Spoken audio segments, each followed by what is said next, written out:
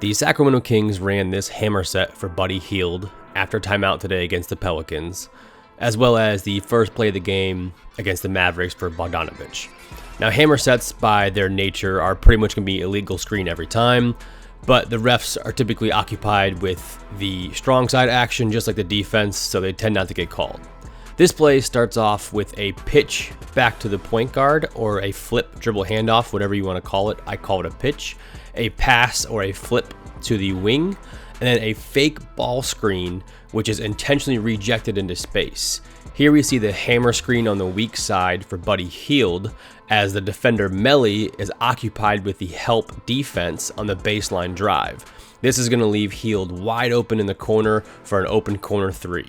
Now, this set is not new. I actually saw this initially from the Utah Jazz in the 2017-18 season, as well as the Orlando Magic that year, coached by Frank Vogel. So these two examples of other teams running this exact play with the intentional reject and then the hammer screen.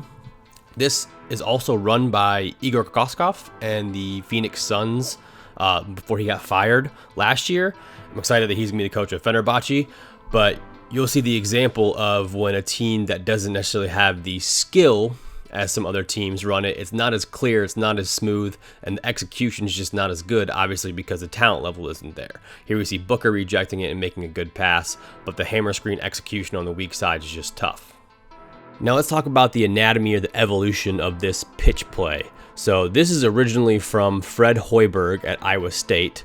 If you guys see any early examples, please let me know. This is the earliest one that I could find of Fred Hoiberg running it at Iowa State, where it's just basically a pitch, and then a side ball screen. The side ball screen is an empty pick and pop situation, so if you have a good player like Niang, be able to pick and pop, or if it's a switch, to be able to post up and attack in space. This is also something that I've seen run by the Portland Trailblazers for Damian Lillard, as well as CJ McCollum, where they don't run a lot this year, but they ran it a lot a few years ago, where they just run that little side ball screen action for him, and it's tough to guard that action in space. The action is also run by the Oklahoma City Thunder. They ran it a lot last year. They haven't really run it this year with their three-guard lineup, but here you can see them running it for Paul George to be able to just kind of create a side ball screen. More often than not, they would have it set with Patrick Patterson, where he would kind of pick and pop or roll into space on the empty side.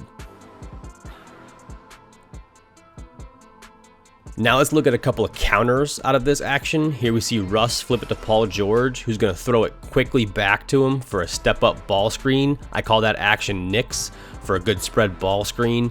This is something that has been run by the Trailblazers. This time they start with a side dribble handoff and then flip it to Dame for that step-up ball screen. Just creates a little bit of movement that the defense has to guard before you're eventually looking to get that spread ball screen set up and just kind of sprint into it and create a little bit of a hard tag for the defense to be occupied.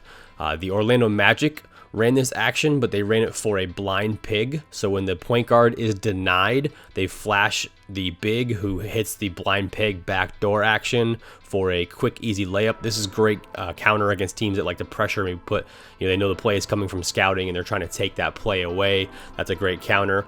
Iowa State ran this lob play where they actually emptied out one side of the floor with this pitch action and then had a back screen. You can see the floor is empty here with all this space, a back screen for a lob.